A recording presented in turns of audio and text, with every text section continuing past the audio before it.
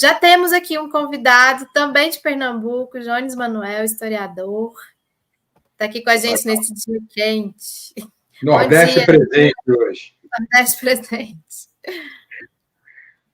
Jones, tudo bem? Eu vou começar diretamente, porque geralmente eu não sou pistola, não, mas hoje eu estou muito pistola aqui no programa, diante dessa deturpação da fala do Lula, diante desse corporativismo, eu diria até sionista da mídia, da grande imprensa. Isso está me deixando muito pistola. Eu não sei como é que você está. Como é que você está vendo isso tudo? Você está calmo? Olá, Felipe. Bom dia, Ana. Bom dia a todo o público da Fórum. Sempre um prazer estar com vocês. Quero dizer primeiro que eu estou muito feliz, né? Porque eu acho que ontem o Lula deu um exemplo do que se espera dele, né? Do que ele poderia fazer, né? Eu acho que a declaração foi muito... Porque, assim, antes de responder a tua pergunta, Felipe, eu estava conversando agora há pouco com um amigo meu, Euclides, a gente estava fazendo uma consideração de ordem militar. O impacto mundial dessa declaração do Lula tem efeitos na ofensiva que Israel está fazendo em Rafah. Então, por exemplo, nesse contexto de debate que foi aberto pela fala do presidente Lula, a capacidade política de Israel continuar no grau de barbárie que ela estava praticando em Rafah, na fronteira ali com o Egito, se complica um pouco, né? Porque a guerra não é só um cálculo técnico-militar, né? Existe sempre um cálculo político. Então, nesse momento, Israel continuar barbarizando como estava em Rafah, vai pegar muito mal para Israel, sabe? Então, assim, foi muito positivo. Muito importante. Né? Porque há um elemento de cansaço, né? O que Israel vem praticando contra o povo palestino em longa duração histórica dura mais de 70 anos, só que desde a ação do Hamas, no 7 de outubro, a gente tem um processo de genocídio aberto que dura meses, e aí, enfim, o assunto vem, vai, e acaba que tem outros temas que entram em perspectiva, gera um certo cansaço, a mídia burguesa vai tirando de cena, então a declaração do presidente Lula no pós-carnaval serve para reacender para o público brasileiro, mas não só, né, para o mundo inteiro, o drama do povo palestino. Então, acho que a primeira coisa é que o presidente Lula está corretíssimo. Assim, tem gente fazendo considerações, me permita aqui uma reflexão do historiador. Tem gente fazendo considerações dizendo que o Holocausto é incomparável com qualquer outra tentativa de genocídio. Veja, se a gente for fazer um debate filosófico, todo fenômeno histórico tem as suas particularidades. Né? A história não é uma repetição de coisas iguais. Então, todo fenômeno histórico tem as suas particularidades, as suas singularidades, o que os torna único. Isso não impede da gente fazer comparação. Então, dando um exemplo, a Revolução Francesa não foi igual à Revolução Gloriosa, mas a gente enquadra as duas, por exemplo, como revoluções burguesas, que a despeito das suas particularidades, há processos comuns que fazem com que elas sejam enquadradas ou vistas pela mesma categoria de revolução burguesa. É lógico que existem particularidades únicas no Holocausto contra os judeus praticados pelo nazismo que a gente não encontra em outros processos de genocídio, assim como no genocídio contra os armênios existem particularidades únicas que a gente não encontra em outros processos de genocídio, e por aí vai. Isso não impede a comparação, porque justamente a comparação significa olhar as semelhanças entre processos históricos diferentes. O sentido, inclusive, próprio, etimológico da comparação é essa. Então, assim, não há erro nenhum do presidente Lula. A mídia burguesa atua como porta-voz do eixo Israel e Estados Unidos, porque vamos sempre lembrar, né, gente? Quando a gente fala em Israel, a gente está falando dos Estados Unidos, né?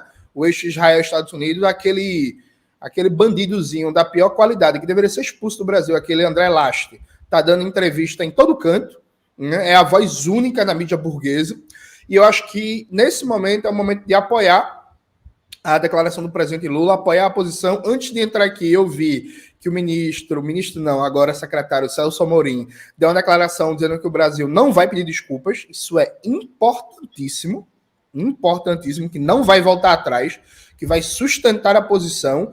E eu acho que esse é o momento do Brasil, inclusive, dobrar a aposta frente à ação que Israel fez com o embaixador brasileiro, chamando o embaixador brasileiro para uma reprimenda pública. É um negócio, inclusive, que falta esclarecer. O Itamaraty permitiu o embaixador brasileiro participar daquela pataquada, aquilo foi informado, não foi informado. Se não foi informado, é uma agressão diplomática, né? É uma agressão diplomática, e o Brasil precisa sustentar a posição e reagir à altura, porque isso é uma tarefa civilizatória, né? Em defesa do povo palestino contra o genocídio que está em curso. Você já respondeu a minha pergunta, já vi teu estado de humor. Ana. Jones, e aqui, internamente, no Brasil, como você percebe que está sendo utilizado, a gente sabe, né, por quem? Pelos bolsonaristas, pela extrema-direita, essa fala do presidente Lula para benefício próprio, né? Então, como eles têm utilizado, e você acha que será eficaz? Eles vão conseguir lançar aí uma sombra sobre o que está sendo evidenciado com relação ao golpismo, né, do bolsonarismo? Veja, Ana, acho que a primeira coisa...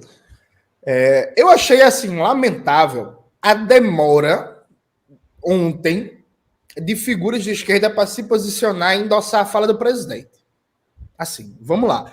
Que eu lembre, e aí eu posso... Nós temos algumas aqui, depois eu posso até trazer. Pronto. Eu posso não ter visto com, enfim, correto. Eu estava doente, tô doente até agora, mas, enfim, ontem eu estava muito pior, estava com quase 40 graus de febre, mas fiquei olhando, né, as repercussões, acompanhando as notícias, e eu vi que era mais ou menos quase 8 horas da noite, quando Sônia Guajajara foi a primeira ministra de Estado que se pronunciou defendendo a posição do presidente Lula.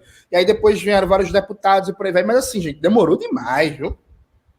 Demorou demais. Hoje o Boulos, meu Deus do céu, hoje o companheiro Boulos falou que ele não vai se pronunciar porque ele não é candidato a prefeito em Tel Aviv. Ô, gente, sabe? Tem coisas que não dá, sabe? Tem coisas que, peraí, pô, tem coisas que são princípios, né? O Lenin tinha a famosa frase, né? Máxima flexibilidade na tática, máxima rigidez nos princípios. Tem coisas que são princípios. Ser solidário ao povo palestino deveria ser um princípio para todo mundo que é de esquerda, socialista, comunista, anarquista, ecossocialista, o que você imaginar, sabe? Até porque ele também é deputado federal, né? Ele ainda não é prefeito e ele é deputado federal. Não, exatamente. E outra coisa, tipo... Lula é cabo eleitoral dele, então ele se pronunciando ou não, isso vai como ônus ou como bônus para a campanha dele. Então, que é isso, gente? Sabe? Enfim, tem certas coisas que indicam um caminho ruim. Então, acho que a primeira coisa é necessário ter mais firmeza, ter mais capacidade de pautar a disputa de valores e de projeto na sociedade.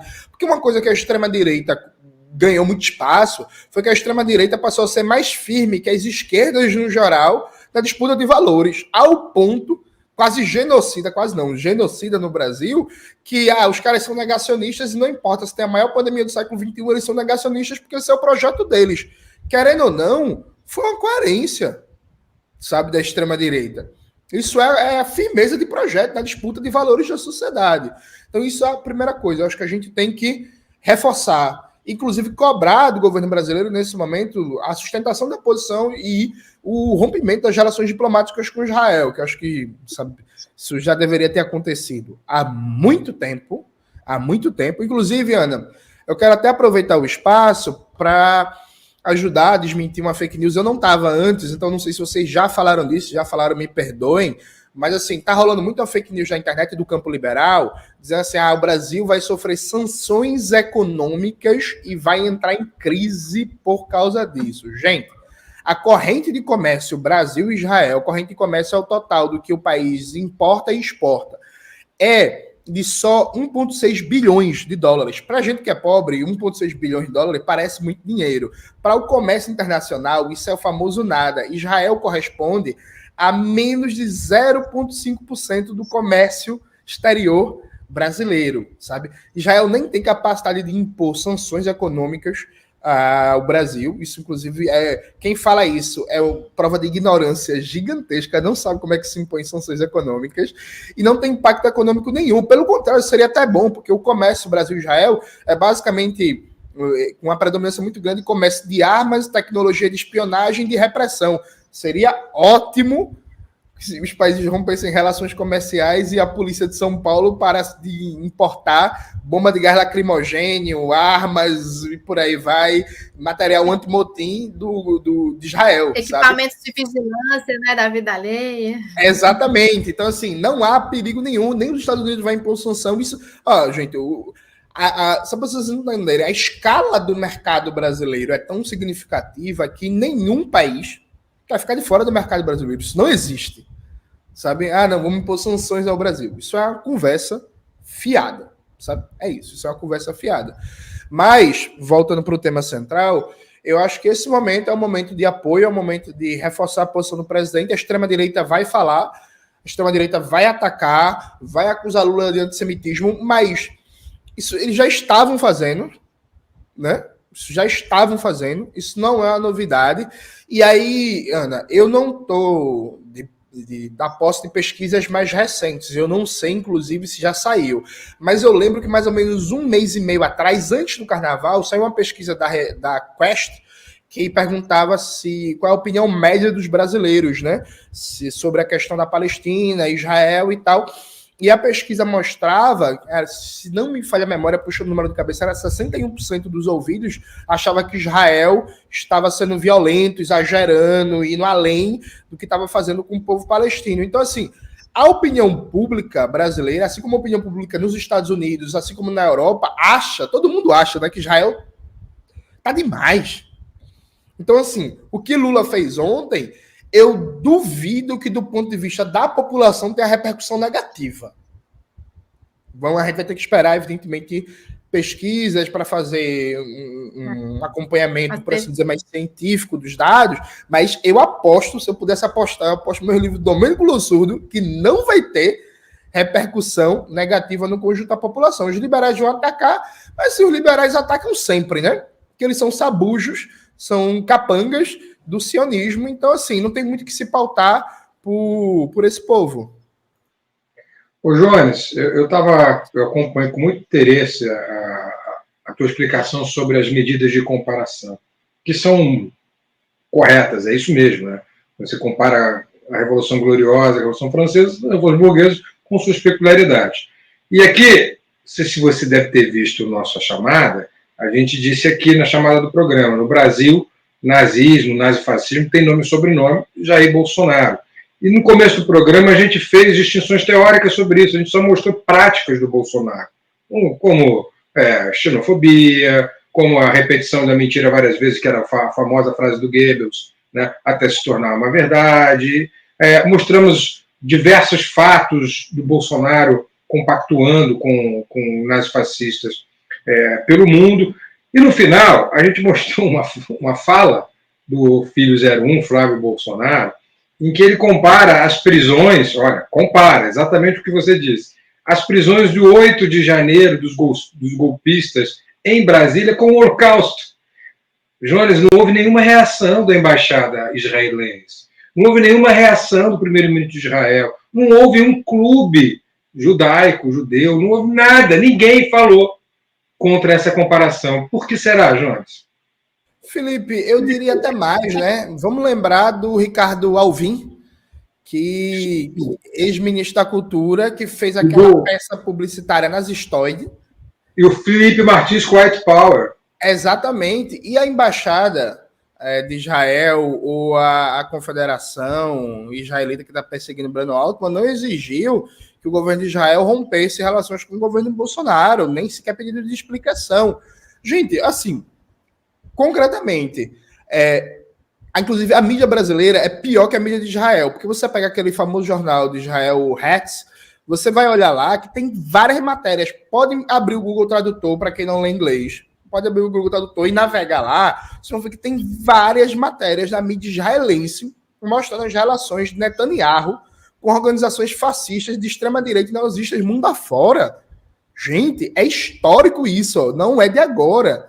Não é de agora. Há mais de 40 anos, Israel tomou como uma das suas diretrizes centrais de política externa se aproximar de organizações de extrema-direita, normalmente simpáticas, o que é curioso, né? Que são antissemitas, mas são simpáticas a Israel dentro de uma lógica geopolítica, entendendo Israel como parte do Ocidente, contra os bárbaros do Oriente, o Oriente Médio, os comunistas, os palestinos e por aí vai. Então, assim, o governo Netanyahu, Felipe, o governo Netanyahu tem ótimas relações com o batalhão de Azov, na Ucrânia, que é uma organização neonazista e antissemita. Tem ótimas relações com as organizações de extrema-direita da Itália, que inclusive estão agora no governo. Tem ótimas relações, fizeram até um tour, uma visita trocada em cada um dos países com o governo de extrema-direita da Hungria, do Viktor Orbán. Tem ótimas relações, tudo que você imaginar de organização neonazista de extrema-direita da Europa Oriental e da Europa Ocidental, pode pesquisar e faça esse exercício, gente. Pesquisem, não, nenhuma mídia, pesquisem na mídia de Israel. Vão no Hacks, usem lá o Google Tradutor e pesquisem. Coloquem lá, Netanyahu, aliança com a extrema-direita. Vai ter uma porrada de matéria da própria mídia de Israel questionando a aliança do governo israelense com a extrema-direita, mundo afora neonazista, fascistoide. Percebe? Israel é hoje, veja, eu afirmo isso sem medo, Israel é hoje um dos maiores apoiadores do antissemitismo no mundo. Como assim, Jones? Israel, um apoiador do antissemitismo? Sim. Israel é um dos maiores apoiadores do antissemitismo no mundo, porque é muito difícil achar uma organização de extrema-direita antissemita relevante que não tenha parcerias com Israel.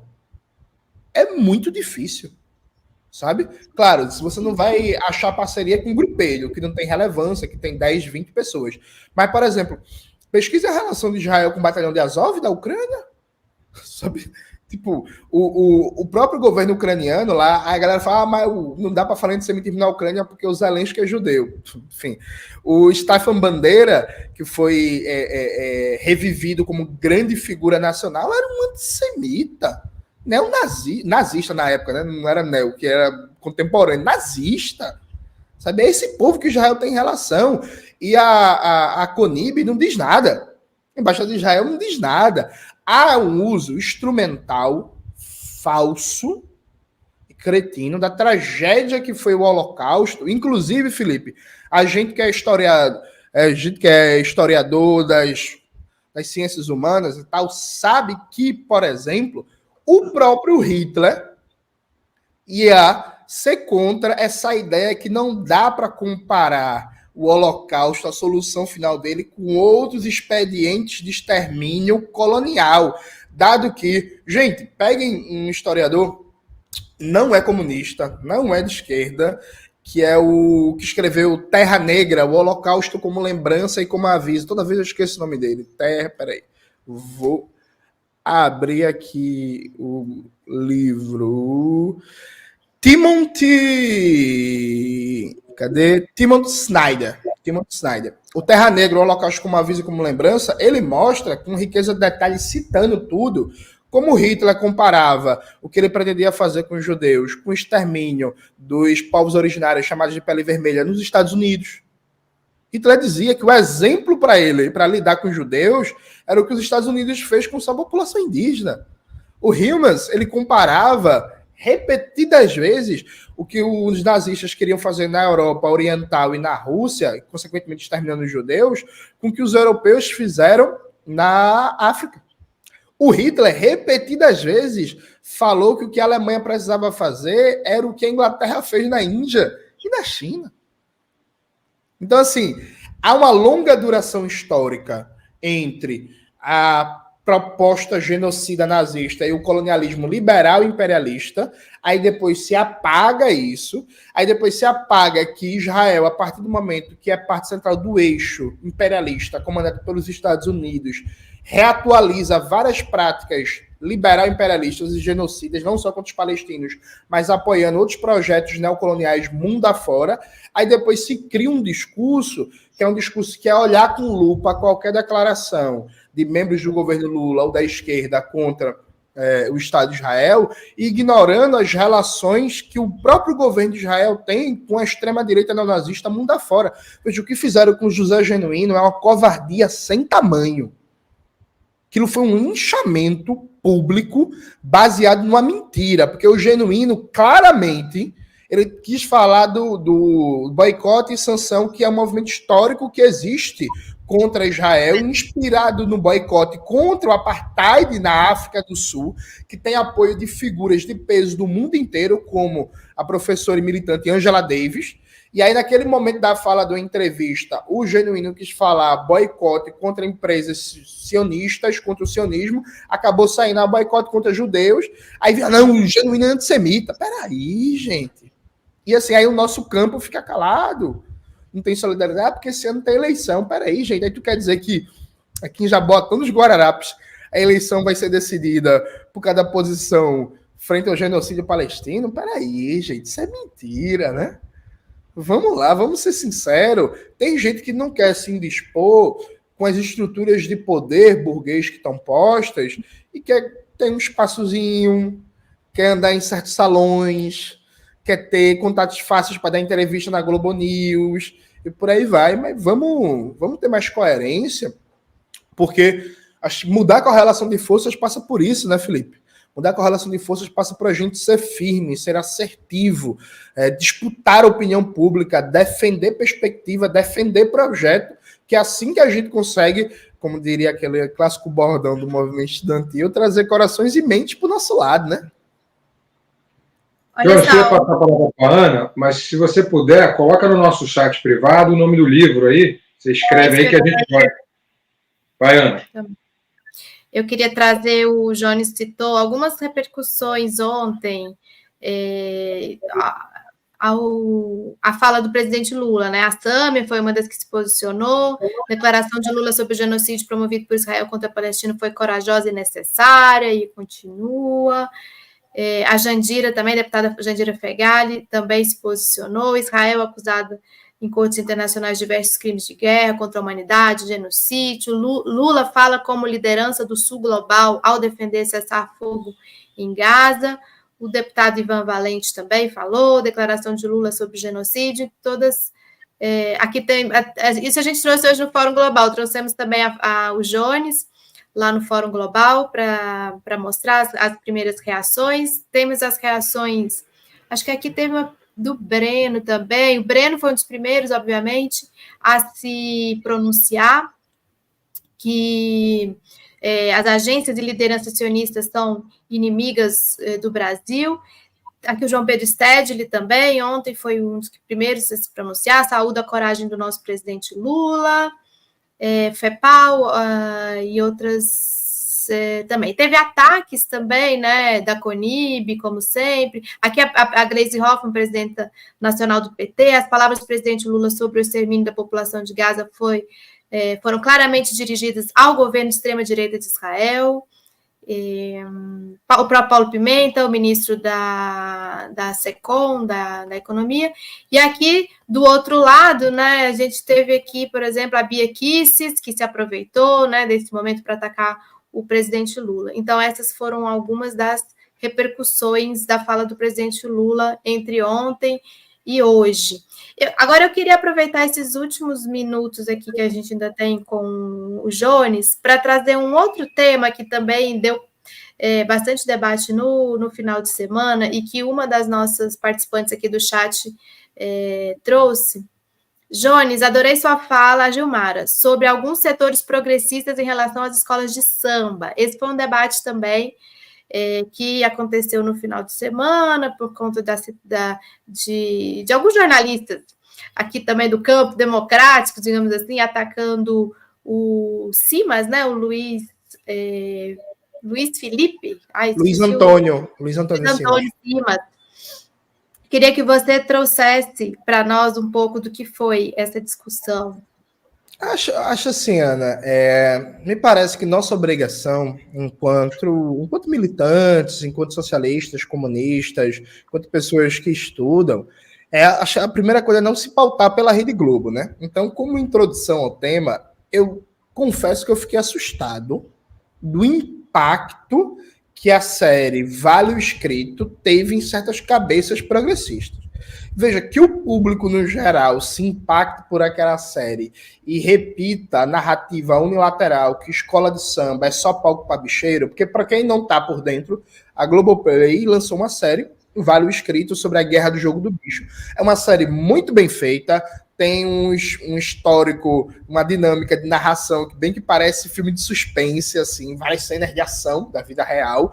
Então, é uma série muito bem feita, muito gostosinha, muito legal. Milton Cunha narrando é uma coisa fantástica e tal. Fez muito sucesso, inclusive vai ter uma segunda temporada. Só que qual é o problema? A série, ela tem uma narrativa unilateral sobre as escolas de samba. Então, ela analisa o que é verdade, a busca dos bicheiros pelas escolas de samba para limpar sua imagem e granjear mais prestígio na sociedade brasileira, mas ela não analisa em momento nenhum como as escolas de samba, enquanto associações populares, lidam com essas contradições. Então, é um olhar unilateral, é os bicheiros chegando com dinheiro nas escolas de samba, e não as contradições que se gera dali. A partir disso, na verdade, voltou um discurso, que é o discurso de que o Carnaval do Rio de Janeiro é só palco para bicheiro e criminoso, era o discurso dos setores mais reacionários dos anos 80 contra o governo Brizola e contra o Darcy Ribeiro, né? Então, Carnaval é negócio de bicheiro, e Darcy Ribeiro e Brizola tem aliança com bicheiro, e é coisa de bandido, e tudo isso é coisa de bandido. Isso era o discurso dos anos 80, né, das forças mais reacionárias e conservadoras do Brasil. Então, voltou esse discurso. No Carnaval, aconteceu um negócio incrível, mano, uma festa de imbecilidade, assim. O Luiz Felipe Miguel, que quando não tá falando merda sobre Hannah Arendt, defendendo a porcaria daquela obra, ele resolveu escrever um texto, porque o Silvio deu uma declaração dizendo assim: gostar do carnaval é gostar da brasilidade. O Luiz Felipe Miguel, que escreveu no texto que passou o carnaval lendo e ouvindo ópera, ele resolveu escrever um texto atacando o Silvio Almeida por causa disso. E aí falando que carnaval é coisa de bandido, carnaval está dominado pelas empresas, e é coisa de bicheiro, é coisa de traficante, e por aí vai. O outro, o menino da Piauí lá, o Fernando Silva, escreveu também um outro texto, citando, inclusive, Vale o Escrito, para fazer uma referência pop.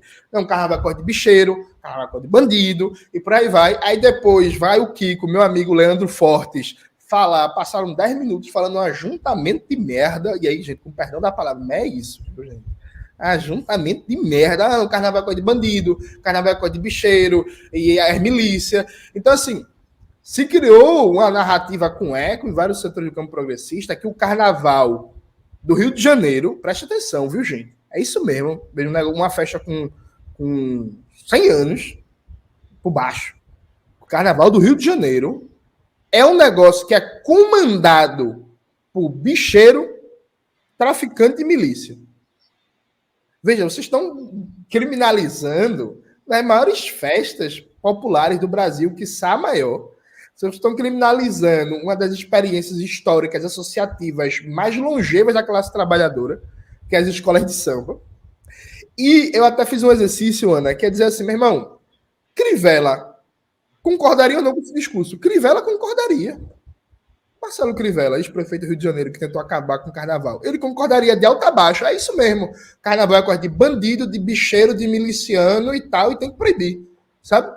O bolsonarismo concordaria com isso. O Brasil Paralelo, aquela empresa de extrema-direita que difunde discursos fascistoides, ele lançou um vídeo sobre a face oculta das escolas de samba. Você pega o vídeo do Brasil Paralelo e o discurso de certos setores progressistas, é o mesmo.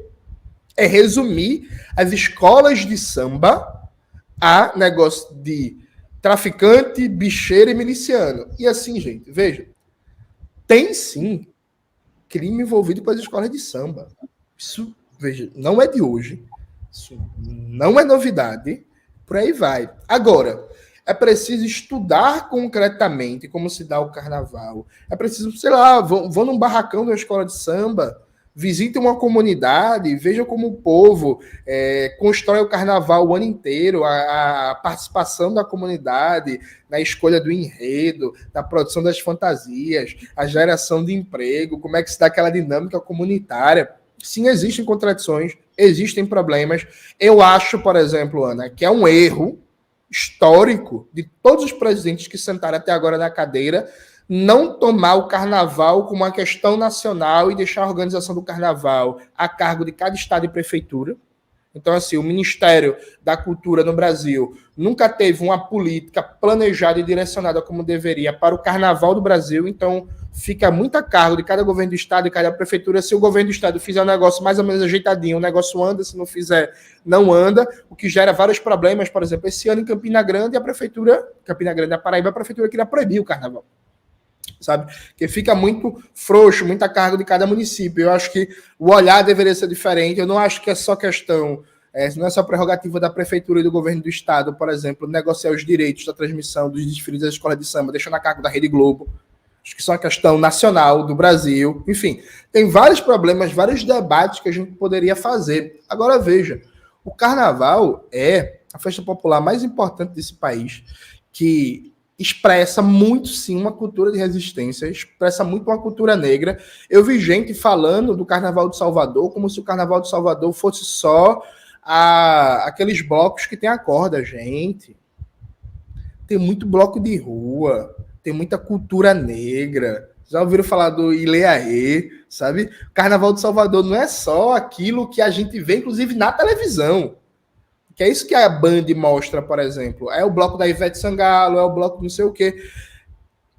É muito doido, muito triste como várias figuras do nosso campo progressista realmente não conhecem a dinâmica do nosso povo, sabe? Estão prontos a condenar de maneira elitista todas as contradições. E aí, concluindo a reflexão, eu acho que é por isso que o Simas despertou tanta raiva nesse carnaval.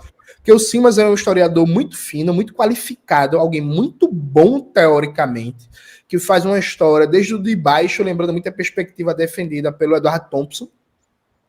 E o Simas, ele busca perceber uma coisa, ele busca olhar os circuitos de relações sociais construídas a partir da cultura popular e do carnaval que não são comandados pela institucionalidade do momento e pelas grandes empresas capitalistas. Ou seja, dentro dessa constante disputa do que é o sentido do carnaval, dentro da busca de se apropriar cada vez mais da festa e fazer só um espaço de lucro, ou do poder burguês do momento, tentar normatizar totalmente a festa, que circuitos de relações sociais surgem de baixo para cima, dando sentido ao carnaval. Ou seja, o Simas está atento à produção de sentido da nossa classe trabalhadora, que acontece, e que tem contradições, e que tem problemas, porque é isso, estamos numa sociedade capitalista, né? Com todas as contradições e problemas que estão colocadas. Mas, assim, o carnaval continua sendo um espaço de resistência, de cultura negra, de contestação e de organização popular e de mostrar a brasilidade do nosso povo. Então, enfim, eu acho lamentável. Eu quero deixar, inclusive, uma recomendação para todo mundo que leia o Simas, que é um historiador muito bom, é alguém muito qualificado, é alguém, inclusive, muito acessível, que você acha tranquilamente num barzinho do Rio de Janeiro, na Lapa, no Chimeninho, no Amarelinho, e dá para tomar uma cerveja e conversar com ele, e que vale a pena para a gente pensar o sentido do nosso povo. Que você tem todo direito, né, de não gostar do carnaval. Eu acho que ninguém é obrigado a gostar do carnaval. Eu, por exemplo, odeio o Ano Novo e não gosto de Páscoa, né? Enfim, você tem todo direito de gostar ou não da festa que você quiser. Mas não dá para alguém que é progressista criminalizar aquela que é a festa popular mais importante do nosso povo, né? É verdade. Quero corroborar essas palavras como carioca aqui, como que acompanha de perto isso totalmente, viu, Jonas? É isso. Obrigado pela presença, meu amigo. Obrigado pela camaradagem nesse dia aqui, que a gente está meio pistola hoje, meio... Não é normal, a gente geralmente fica aqui ponderar, tenta analisar com alguma ponderação, mas hoje ficou difícil, viu? Perfeito, perfeito. Um abraço, Felipe, um abraço, Ana, até a próxima. Muito obrigada, Jones, por estar aqui e pelas reflexões com a gente, tá bom? Até a próxima.